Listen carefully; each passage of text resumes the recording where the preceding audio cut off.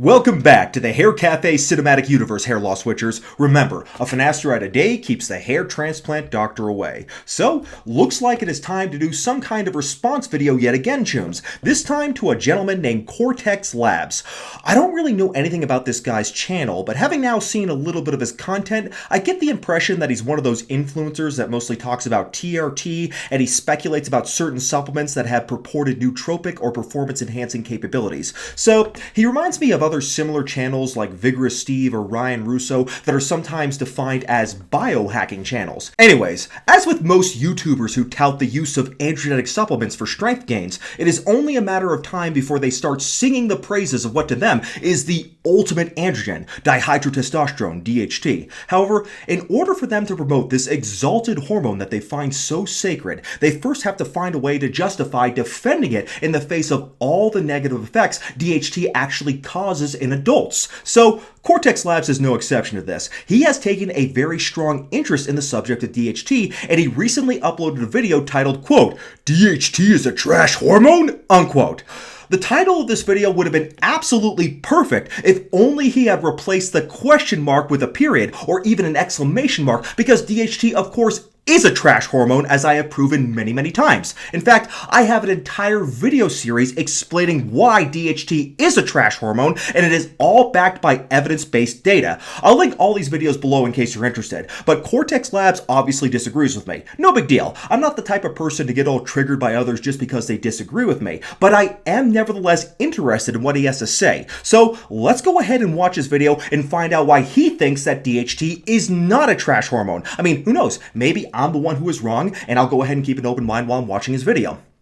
Look at this. DHT is a trash hormone. This is actually a phrase that gets repeated throughout the web. And what I'm going to do is put to rest the idea that DHT is a trash hormone. Oh, believe me, I know better than anyone that it gets repeated frequently throughout the web. I should know that because I'm the one who originally coined the phrase DHT as a trash hormone, and I'm very proud of that fact. But let's go ahead and continue. I'm going to explain what my experience was at 152 nanograms per deciliter of DHT, which is uber super physiologic DHT. I'm going to explain the differences in my sexual function, strength, energy, etc. with very high DHT versus just above the reference range DHT. We're going to talk about the nitric oxide-mediated penile erection enhancement via DHT. We'll go through some studies on transdermal dihydrotestosterone or DHT in this video, and we're going to answer the question, all right, to this oddly common phrase that's repeated that DHT is a trash hormone.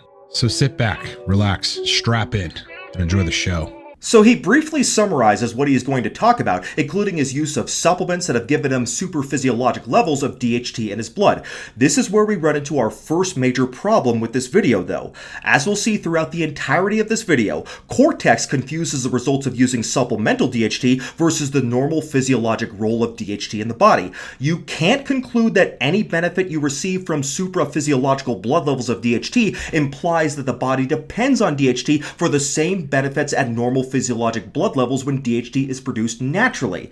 DHT, of course, is a very potent androgenic steroid. Nobody denies that fact, but at the levels that exist naturally in the body, its effects are paracrine, meaning it only acts in the tissues where it is produced. DHT is produced in the scalp, the prostate, and the skin, where of course it only does bad things like causes hair loss, enlarges our prostate, and gives us acne. Now, taking a supraphysiological dose of any androgen will cause virilizing effects, and DHT is no exception to that rule. However, the levels of DHT that occur naturally in the blood are simply far too low to have any systemic benefits. In fact, in adult men, testosterone is all that is needed for virilization, and I'll explain why in a moment, but before I do, let's go ahead and let him finish his point, which we'll get to in a moment. But first, Cortex has a brief commercial about his hands-on coaching programs, which I'm sure are all fantastic, but we'll skip over them for now because I don't get paid to advertise his channel.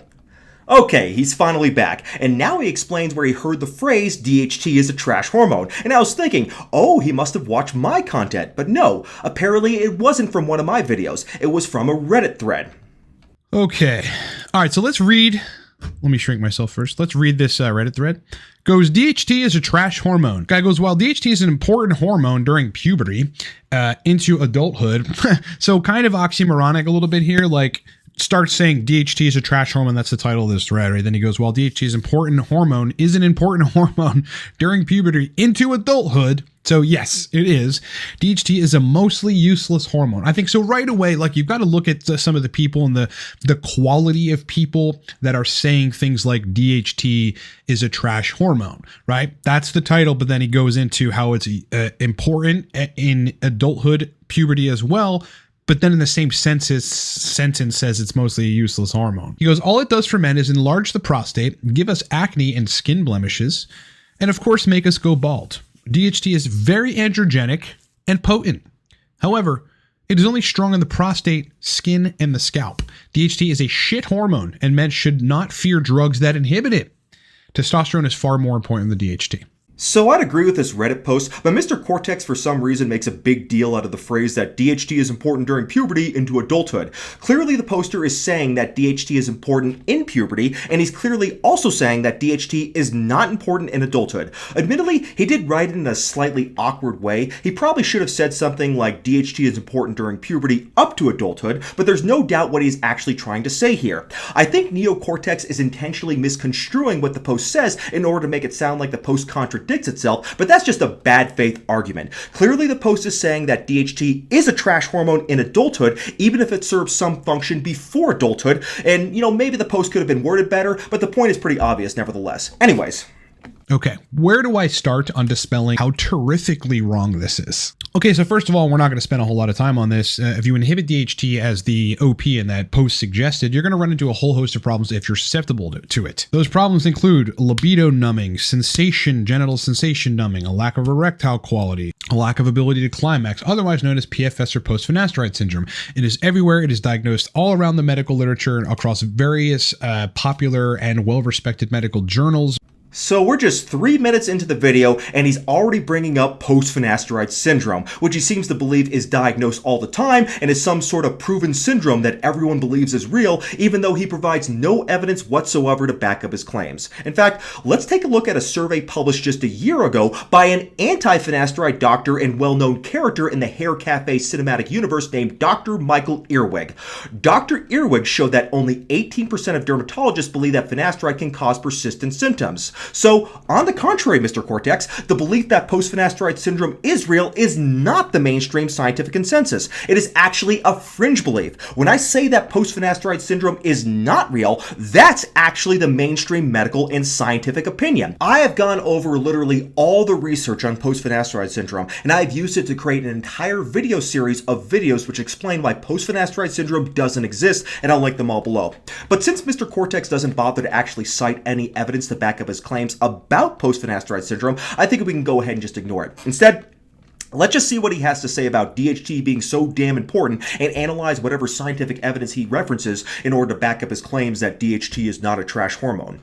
You don't want to inhibit 5-alpha reductase and thus DHT conversion if you don't have to. Let's go to some research papers, shall we? Here's a paper that's titled The Effects of Transdermal Dihydrotestosterone in the Aging Male, Prospective Randomized Double-Blind Study, in which they basically took 120 men and gave them DHT, transdermal DHT, and they really wanted to test what the effect was on sexual function. This is the aging male, by the way. They end up concluding transdermal administration of DHT improves sexual function and may be a useful alternative for androgen replacement. And this is an important key right here that they're going to break down. As estrogens are thought to play a role in the pathogenesis of prostate hyperplasia, DHT may be beneficial compared with aromatizing androgens in the treatment of aging men. Okay, so it's not as simple as DHT causes you to have an inflamed prostate.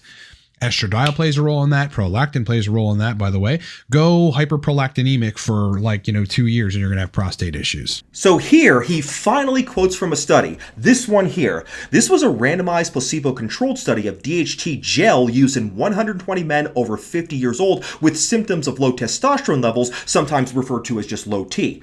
As you would expect, men who had low T had improvement in their symptoms with supraphysiological doses of DHT. After all, DHT is a very very potent androgen, more potent than testosterone even, so taking it as a supplement will improve symptoms of androgen deficiency. But you know what also improves androgen deficiency symptoms in men who have low T? That's right, chooms, just plain old-fashioned testosterone. This has been known about since at least 1963 when this article here was published. The point is that if you have a deficiency of testosterone, you can either treat this deficiency with testosterone or DHT. In general, if you want to use an androgen, either because you are androgen deficient or because you want to use it as an ergogenic aid, you can supplement with testosterone, DHT, or synthetic derivatives of either one. Of course, if you choose to use DHT or a synthetic DHT derivative as a supplement, you are going to suffer from all the many downsides of the effects of DHT in adults, which, like I said, includes things like enlarged prostate, acne, and causing hair loss. So in the context of supplementation,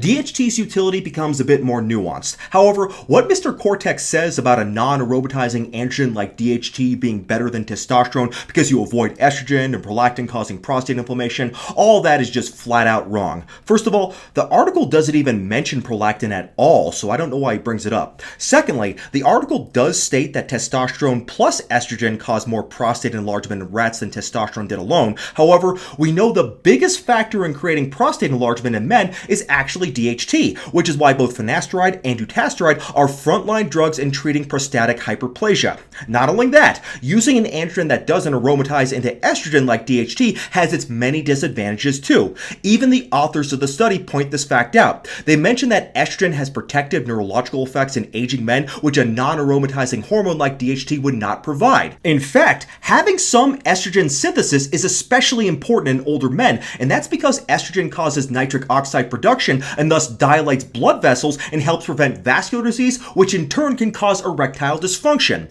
Men with low estrogen levels are also at increased risk of bone loss and bone fractures. So the fact that DHT is not aromatized into estrogen can be a distinct disadvantage in men with low T because estrogen, unlike DHT, is not a trash hormone. Also, we know from other studies that DHT is not necessary to treat men with symptoms of low T. We know this because if you give men with low T testosterone combined with a 5-AR blocker like finasteride, you get the exact same results as when you give testosterone alone. For example, in this study here, older men with low T were randomized to receive a placebo, testosterone alone, or testosterone plus finasteride. The men on testosterone alone or testosterone plus finasteride had similar improvements in muscle strength, increases in lean muscle mass, and decreases in fat mass compared to placebo. A similar study of older hypogonadal men was published in 2012. This study right here specifically.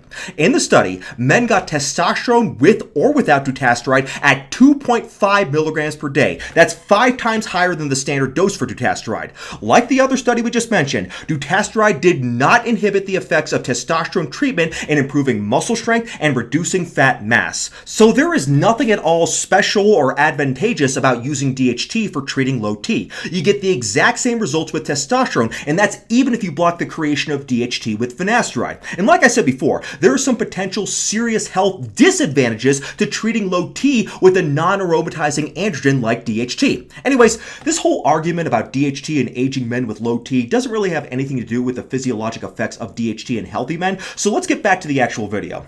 Let's talk about erections. Dihydrotestosterone in this paper is the active androgen in the maintenance of nitric oxide-mediated penile erection in the rats.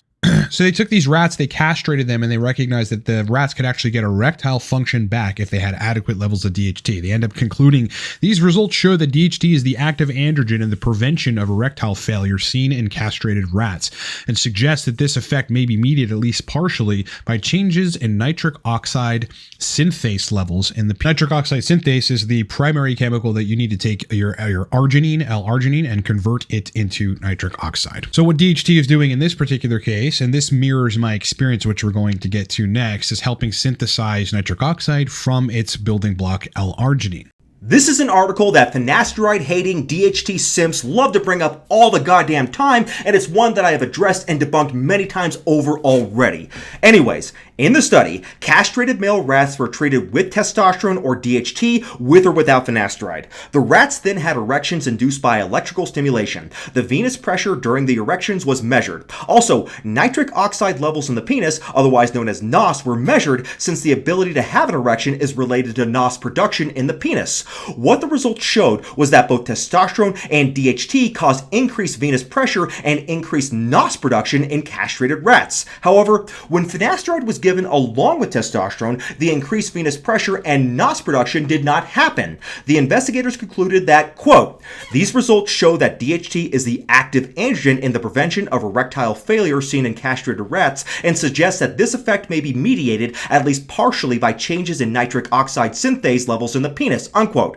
Okay, so is this proof that you need DHT in order to have a strong erection? Is this game over for finasteride? Have we hair loss switchers finally met our match? Well, Mr. Cortex would have you believe that, but hold on for just a moment here, Chooms, because there are several major problems with this study. First of all, as with any rodent study, it's very important to remember that finasteride acts differently in rodents compared to humans. In human beings, finasteride is a strong blocker of the type 2 5-air isoenzyme, but is also a very weak blocker of the type 1 5-air isoenzyme. In rats, however, finasteride blocks both isoenzymes very strongly. So in rats, finasteride is overall a much stronger 5-air blocker than it is in humans, so it will reduce DHT levels more in rats than it does in humans. Just this fact alone makes it very problematic to extrapolate the results of rat studies to humans.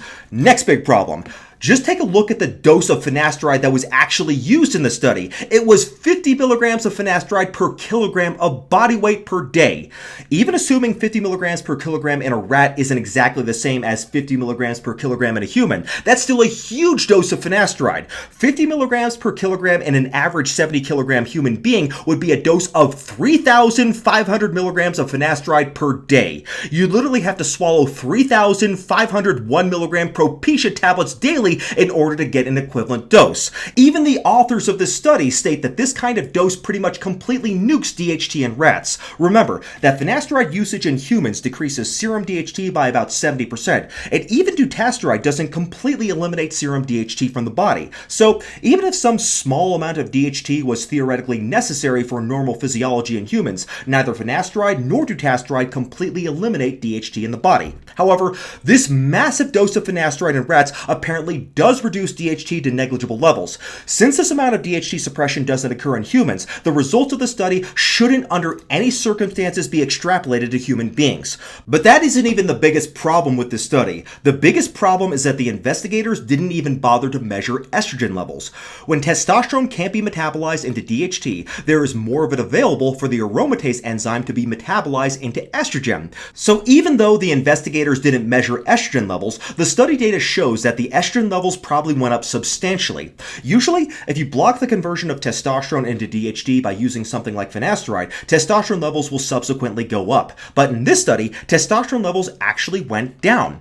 If testosterone levels went down and the 5-air enzyme was blocked, that implies that a lot of testosterone was metabolized into estrogen via the aromatase enzyme. Since the investigators didn't measure estrogen levels though, we don't know how high they actually were. But we know that high estrogen levels could adversely affect erectile functionality, and so the conclusion that DHT is needed for erectile function is completely unwarranted in this study, and that's because castrated rats given testosterone plus super high doses of finasteride could very well have had high estrogen levels that were inhibiting their erections. Finally, remember that these results were in castrated rats, not in intact rats. The investigators even say that finasteride in intact rats does not significantly impair erectile function in experiments that were done in their laboratories. The investigators then propose that it takes the complete androgen deprivation caused by castration to see this effect from DHT happening at all. So, for all these reasons, this study does not show that DHT is needed for erectile function in human beings. In fact,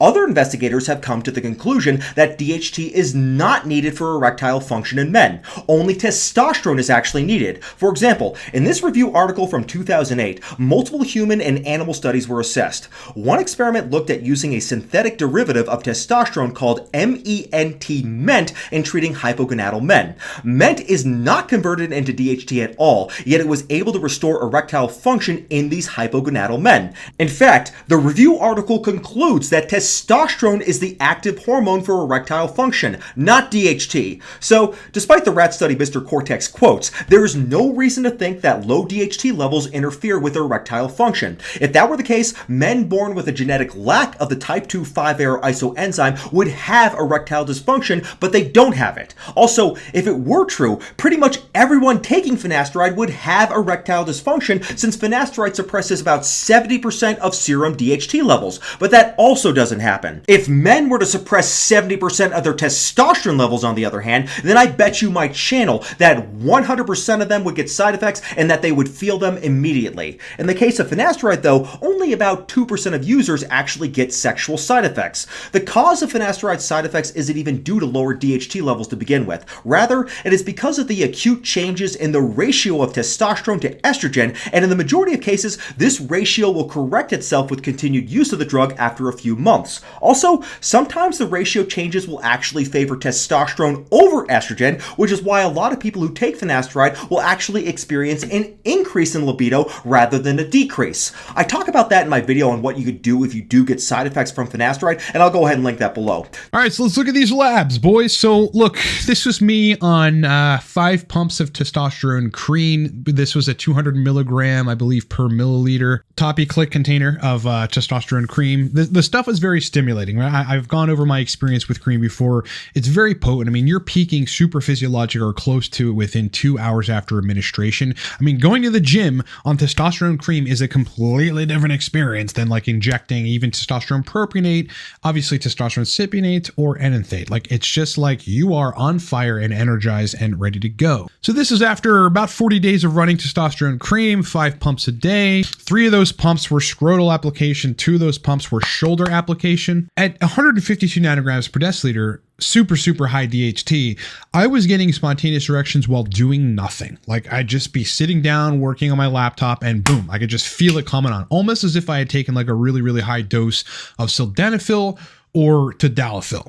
So the rest of the video is just Cortex telling us about his experiences supplementing with transdermal testosterone, which caused him to have high DHT levels, which he claims gave him very frequent spontaneous hard erections, but that's not really relevant to DHT's natural physiologic function in adults. After all, he's actually using testosterone cream, not some non-aromatizing DHT derivative. So how does he even know that it is the DHT and not just the testosterone that is causing his exaggerated sense of well-being? Also, even if all of this is from high levels of DHT, is having spontaneous erections every 5 minutes really all that great of a thing? Don't get me wrong, getting randy feels absolutely great, but I think it would be pretty awkward if I were pitching a tent while reading a Kim Stanley Robinson novel or while shopping for minoxidil or toothpaste at Target. Also, even Mr. Cortex notices some downsides to having too much DHT. I will say, though, that on pretty high DHT, I did have more acne than I typically have on TRT. I did not notice, probably because I really don't have the genetic underpinning to lose hair on androgens. I did not notice hair shedding or any significant loss of hair at the time.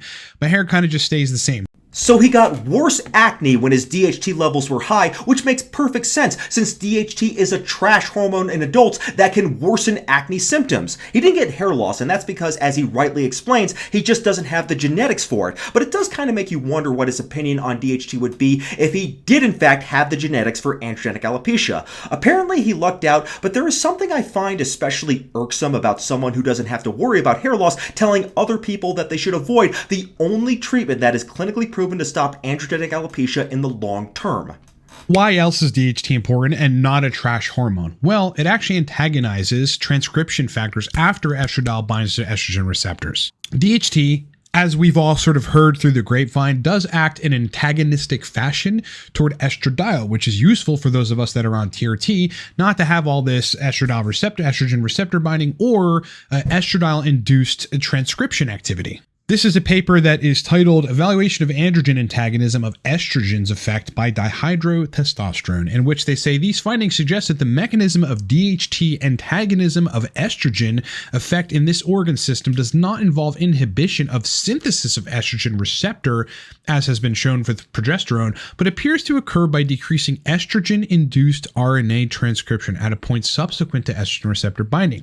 Derek from More Plates, More Dates actually broke this down in a video a long time ago, so we've got Derek to thank for that. But ultimately what this is saying is that high levels of DHT, and DHT as one of its functions, decreases estrogen-induced RNA transcription at a point that is after estrogen binding to the estrogen receptors. So now he reaches back to the year 1983 to this article here, which deals with the inhibition of estrogen by DHT. I have to say that the name of the first author of this article is particularly appropriate for this video. It's Tran The Hung. Anyways, as the authors of the study make perfectly clear, androgens in general, meaning both testosterone and DHT, inhibit estrogen production. The reason DHT was chosen for this study specifically, though, was simply to avoid the confounding effects of estrogen being produced from testosterone using the aromatase enzyme. Also, this study was actually in female rats and looked at estrogen production in their uteruses after they received high doses of DHT. So again, this study has nothing at all to do with the function of the physiological levels of DHT in men. Also, we already showed that some low levels of estrogens actually have some beneficial effects in men. So wiping out your estrogen levels with DHT completely isn't a good idea to begin with. This is another reason that DHT is not a trash hormone. It's actually really effective and critically paramount in the context of TRT. So now, even Neocortex is saying that he's talking about DHT in the context of supplementation, and not the normal physiological role of DHT as it is produced naturally in adult men, where of course it is clear that DHT is a trash hormone. Lastly, I think it's important to sort of like analyze who is saying that DHT is a trash hormone. This is in a subreddit called Trestless, which is a hair loss community and people that suffer from alopecia and balding. So obviously these guys are going to be anti-DHT, right? Because DHT, although not the single contributor to hair loss, like in cases where you have high androgens or MPB, is a contributor to hair loss, right? I mean, people get a massive alleviation from what is significant hair loss when they're taking things like Propecia, finasteride, and others, which are 5-alpha reductase inhibitors. So here he gets back to the original Reddit post, and he says that since this is a hair loss forum for people who have lost their hair due to DHT, there's no need to take them seriously, like they're biased or something.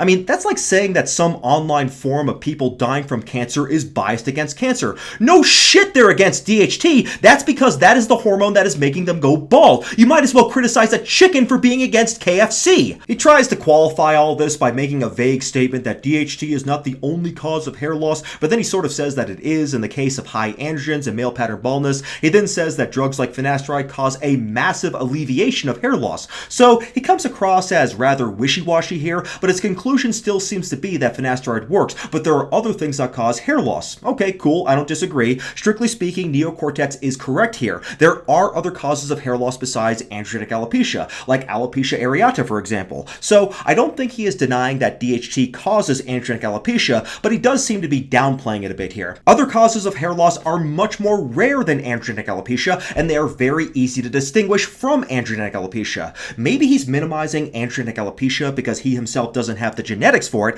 but certainly androgenic alopecia is by far the most common cause of hair loss, and 5-AR inhibitors like finasteride and dutasteride are by far the safest and most effective ways to treat androgenic alopecia. These other forms of hair loss are not at all relevant for the overwhelming majority of hair loss sufferers, so it is a little bit of a red herring to bring it up at all. But getting back to his original argument about the importance of DHT, he still hasn't given one successful argument as to why DHT at natural physiological levels is beneficial in adult men. Already, he has admitted that DHT causes acne, hair loss, and plays a substantial role in prostate enlargement. So why not just suppress it with finasteride and avoid all these horrible problems to begin with? There is nothing DHT can do in adults that testosterone can't do equally as well or even better, and that goes for both natural testosterone production and for testosterone replacement therapy. DHT is simply inferior in every single way, and there's no reason not to suppress DHT with finasteride. If Neocortex wants to dope himself up with high levels of testosterone and DHT, that's his right. I have nothing against that, of course. I'm pretty libertarian on the subject of drugs,